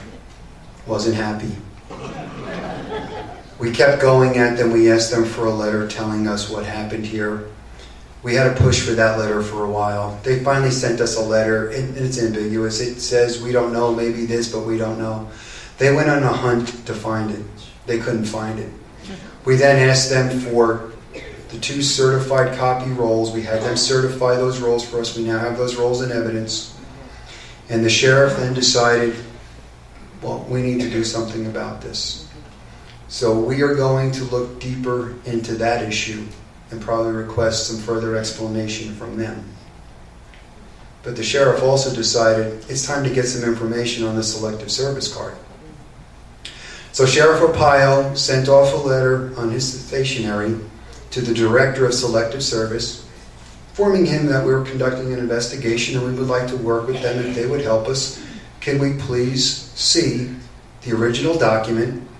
We would like to send down some deputies and a forensic document examiner to inspect it. We gave them a 30-day reply. They got back to us in a matter of days, if my memory serves. Basically telling us they didn't think there was anything wrong with that registration card, and that if we thought we had the evidence, you could turn that over to the FBI. I think we need to send the Director of Selective Service Sheriff Arpaio's books, because he doesn't know who he's talking to.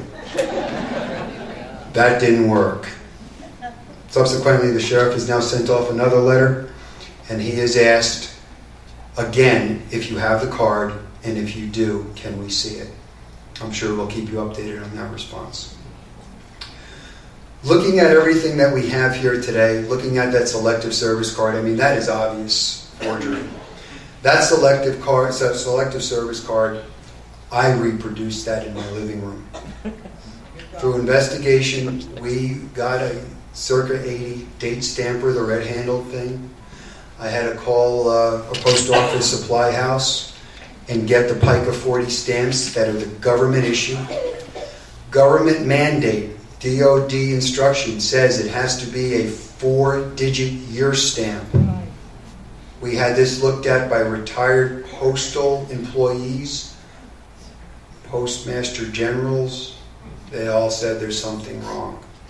To offset that, there's only one way. You cut it wrong. Something that we didn't alert you to in the video, we knew it, we just didn't want to give the media everything at the time. The top of the 8 is severed. And it's severed straight. And it's done for a purpose, because when you turn it back the way it's supposed to be, the belly of the 8 is bigger than the top of the 8. So they had to conceal that fact. There are other issues with the card that we're going to hold close because the sheriff is going to use them if we get stonewalled again. But we're expecting to put forth some other requests from the sheriff to other agencies, and we'll see what happens. I'm not holding my breath. But we continue to go. I also want to let you know that this investigation is multifaceted, and it is now going beyond not only the borders of Arizona, but it is also going international.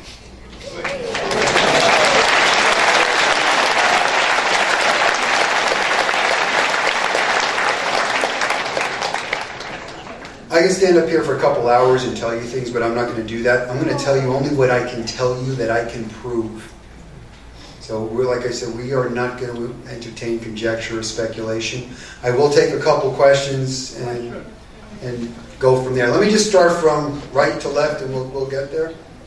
I'll start left to right. Hold on. Go ahead, sir. Yeah. All this is true. I'm assuming it is. Does that not nullify every single document Obama has signed in the entire time he's been in office? Sure does. I'm not a constitutional attorney, obviously. There's different thoughts on that. Some things were voted for by Congress. You would think on face of it, yes, but I don't know. That's going to be an issue for the powers over there to determine. We're very, very far from that. Go ahead. Can we access the video?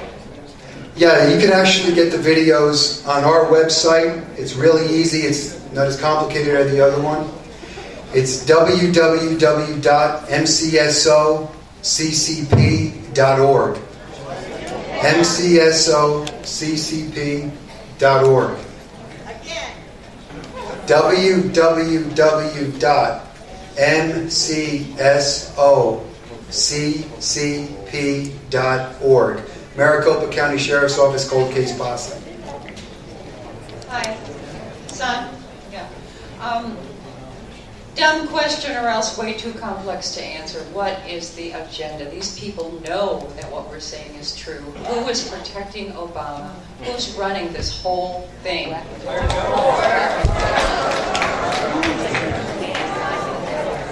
We agree with you that there is an agenda. We don't know who's running the whole thing.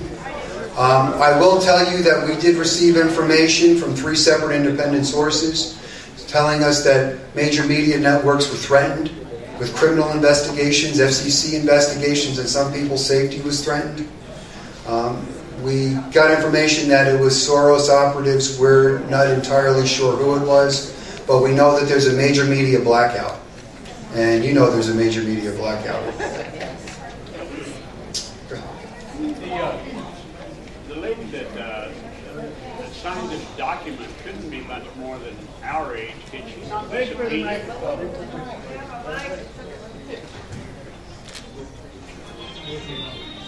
The lady and the gentleman that signed the 2 documents that you referred to, the birth certificate and the selective service card, they've got to be our age. Can they not be subpoenaed and under oath questioned as to whether or not they signed these documents? We would have to find that information from them. They would have to provide for us, but it's not even going to just be selective service. It's a post office employee. How about the name on the certificate? Barack Obama's name? No, her name.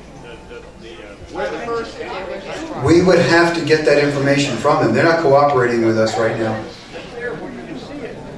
Sir, I understand that. We would have to get that information from them. You could hunt down names like that from now to the end of time. I'm not going to know who it is. It's not going to be that. I understand what you're saying, but we have to get that information from them. That person would have to be employed there. But that doesn't necessarily mean you're going to get the truth. But sometimes making contact with those people too early on is not the opportune thing to do. It could have been cut and pasted on there too.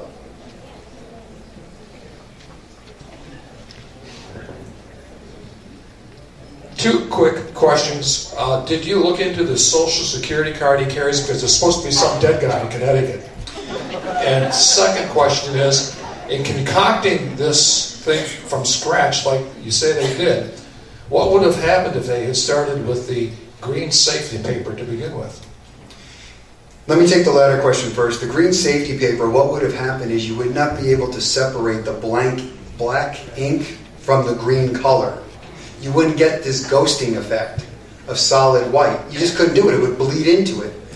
We are actually conducting tests now, and we are still coming to the conclusion that it's a cut and paste. We tried it that way. We're trying it as if it was a legitimate document, scanned into the computer the way they were trying to say. It still doesn't cut it. You had the other. Social Security card is still a mystery. It's not something that we're pursuing as diligently at this point. The Social Security number has been flagged by the federal government. In other words, if you run it, they're notified, and the information goes blank. We can't affirm or deny who may have had it beforehand. The one thing we do know,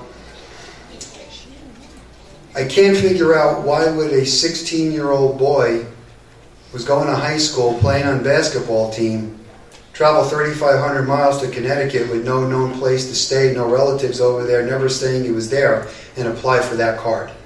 That just doesn't really fit either.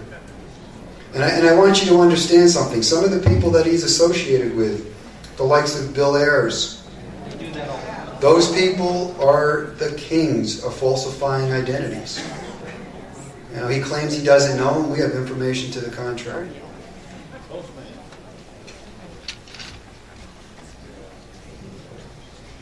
Mike, at the press conference in Phoenix, you said that there was a person of interest that was at a computer 20 minutes before it was uploaded to the White House. Was that found at the earliest of your investigation or latter? The person of interest that I'm referring to is not the person who uploaded it to the video. What I said in the press conference was, I would like to start with the person who pressed the upload button. That would be the last person to handle this file before it went to the world to see.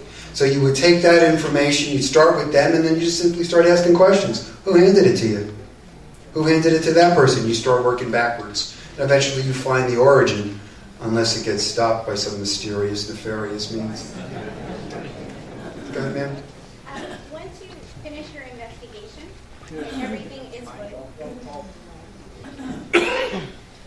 once you finish the investigation and everything is found to be illegal, what would the next step be as far as proceeding with actually bringing this to light and seeing that he does? Sheriff Arpaio has asked for a congressional investigation, really wanting to look for a special prosecutor. This is the problem. This normally would go to the federal government to investigate it. Are you really going to give it to Eric Holder? No.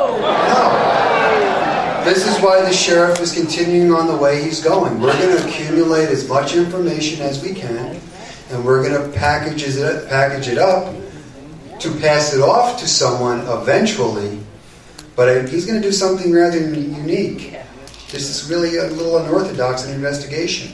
He's going to keep the public informed. So now the public knows what we hand off, and they're going to want the answers. Two more, and we're going to... Real quick, is anybody from the Cold Case Posse or Sheriff Joe going to testify on April 16th in Mississippi? This question has come to me ever since we did our press conference. I've had numerous requests for an affidavit. People that have ballot challenges going on in the country are trying to subpoena the sheriff to go over there and testify to put forth our information. Let me be clear. This is an ongoing investigation, and being as an ongoing investigation, not that I expect it to happen, but you could always come up with a piece of information that all of a sudden wipes out everything you just did. So we're not going to go out and testify to these things if we could help it, because it is ongoing. When it's ongoing, you really can't talk about much. So that answer would be, I hope not. I'm not going to say no, but I hope not. We also don't want to partake in ballot challenges that are underway and possibly jumping on a sinking ship as if they're thinking this is going to be the life preserver. If there's going to be a ballot challenge, it should be done here in this home state of Arizona, starting in Maricopa County.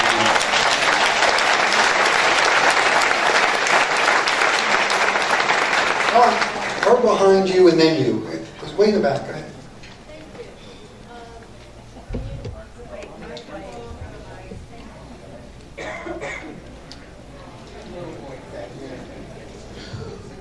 Thank you, and I commend you for the work you're doing. Thank you.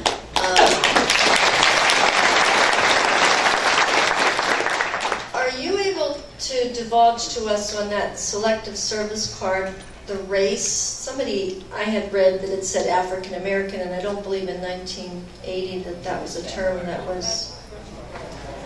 You know, I've heard those arguments. It's an argument that we're going to just try to stay away from. We're not pulling in, and I understand what you're asking. We're not going to allow them to pull in a race card. This is not about the race of anybody. This, in the press conference, Sheriff Arpaio made it really clear. This isn't even about the president. We have a fraudulent document. We have a fraud taking place. It is a document we're pursuing, and we want the people that created this document. What happens at that point is different. But this is not a race agenda. It is not against the president. And I can tell you this, and I made it really clear. I am a Republican. If this was a Republican president, I'd be fighting this even harder. Not going to happen.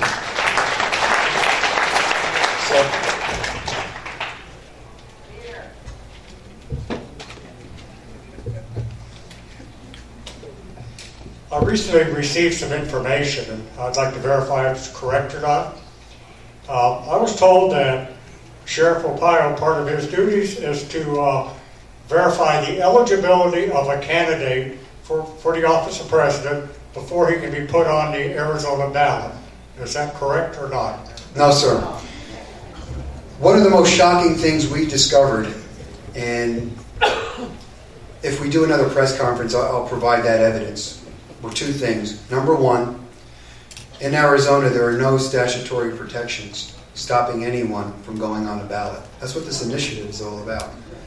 Anybody who pays the money, signs the paper, and just attests to being who they say they are, can get on the ballot to be president. There is no vetting of that candidate by any law enforcement agency. And that actually goes forth across the nation.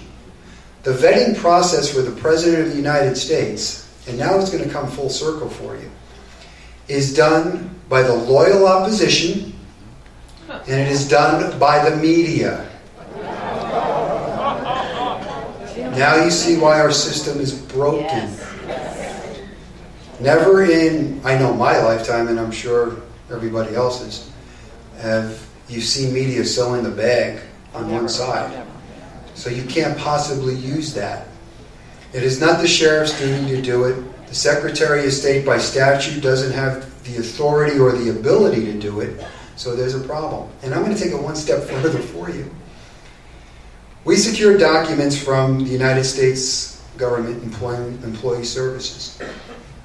The question was asked, who vets the presidential candidate or who vets the president? The answer came back, the Constitution, and nobody vets the candidate. There is no FBI, NSA, CIA. The sheriff could add a bunch of letters to those. He knows them all. Nobody does it.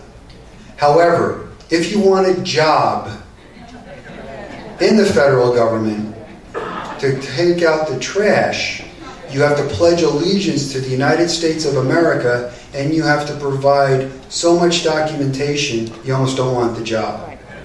You have to provide a valid birth certificate to play Little League. But to be the President of the United States, you're not even really required to do that. So that's why I want to put this in perspective for you. We're a cold case unit. We go back in time. We are not investigating the President of the United States. We are investigating the then candidate, Barack Obama, and the potential to be the future candidate, Barack Obama. So to put this in the right context for you, that birth certificate really doesn't matter about the first go-around election because it wasn't offered up. But it is going to be in 2012. And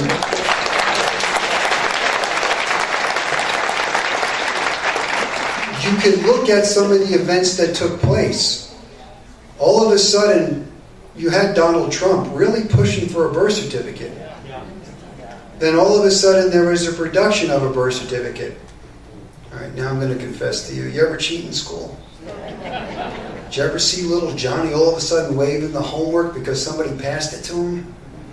That's what that press conference reminded me of. Little Billy just handed off the test to little Johnny, and he's going, "Here it is, teacher." And there it is. And I think what they wanted to do was quell this argument going forward. Except within about 30 minutes of that thing being launched on the internet, that the president himself said, "This is proof positive of my birth," people in the citizenry, software people, were going, "Oh my God, this is fake." Within 30 minutes. That's a problem. They have that thing out there. He's attesting to it. That document is now in play, and every representation now is in play going into 2012. Sir?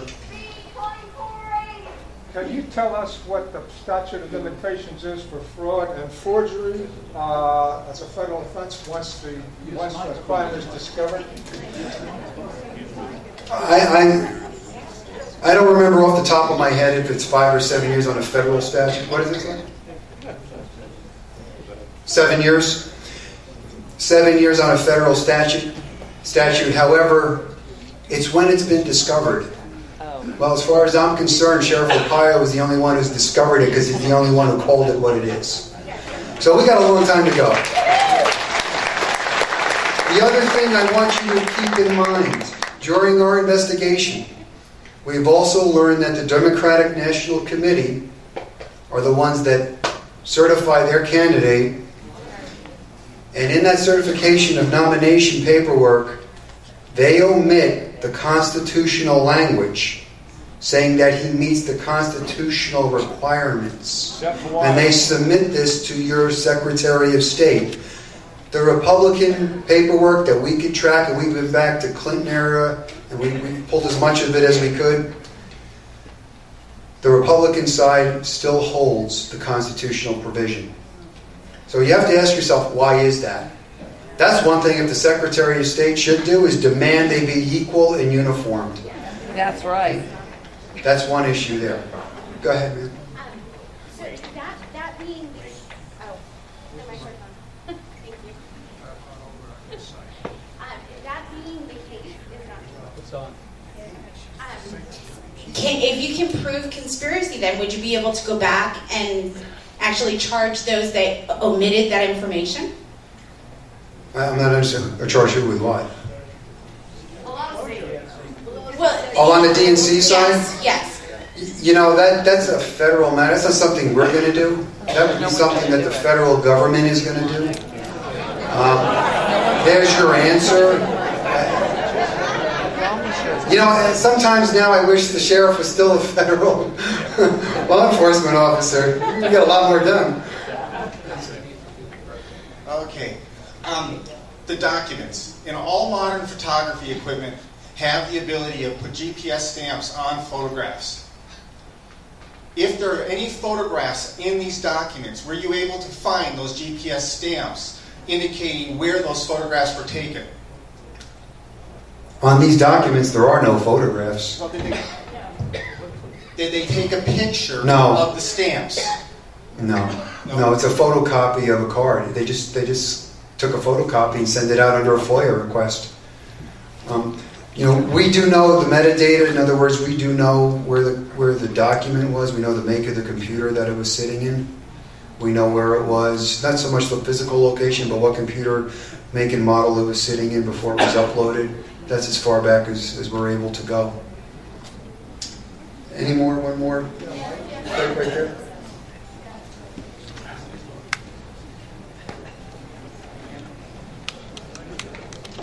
Hello.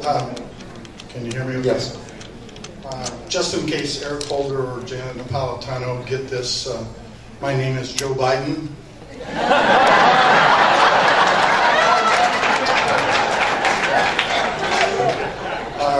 They can go after Joe, but I'm a little bit more vulnerable than he is. Your comment earlier about going international, I would hope that you have a chance to look at another birth certificate with his name on it. It actually would be on the African continent if you want to go there. I have a copy, as many of the other Tea Party folks probably do. It actually has his footprint on it. Let me address that document. I'm glad you brought that up. That document we know 100% certainty is a forgery. Okay. So do me a favor, please stop sending it. I can paper my house with that. And the only other comment going forward, we are all so angry with all of this. We're all searching for the path forward from this. I might suggest that the best path forward would be to focus our efforts on getting another president elected November 6th. And beginning November 7th, once we have the progression of power in the country established, then we begin discrediting this man as we evacuate him from the office. So in the meantime, get this information out in the public domain as you're doing, Mike. Thank you so much for your team. Thank you, Sheriff Joe. You're the greatest sheriff in America. Last question. It's not so much a question, but the state of Georgia is keeping him off the ballot. The other thing is, there's a video of Obama when he was running for the Illinois legislature saying he was not born in this country. He was born in Kenya. Now, why that video hasn't gone viral, I don't know. It is on YouTube. Let me address some of these things. As I made the comment to you folks very early on, please understand, in this day and age, you have to be careful at what you're looking at. You know, I'm almost tempted at some point writing a small little book and giving you a little idea of how to be an investigator, because there's 7 questions you need to answer on everything. Because you don't know what you're seeing. I have seen photographs of Barack Obama where, I mean, it looks like a 3rd grader did the clipping work, and people say, no, here he is as a baby. It's, you know, my wife has 3 kids. I know for a fact the head is like this and the butt's like this. This is the butt's like this, but the head is like this. I wouldn't want to have to deliver that. So I know it's not real. You know? I just know it's not real. So please, be careful what you're looking at. Be careful about these documents. Signatures. We do question the validity of signatures on the birth certificate. We think there's problems with that as well. What I would really ask is, please, number 1, support Sheriff Joe, because this is going to be a tougher fight going forward. Number 2, let us do our job. And I think the gentleman had it right. You guys go to work on getting somebody else in there. We're going to keep working. Thank you very much.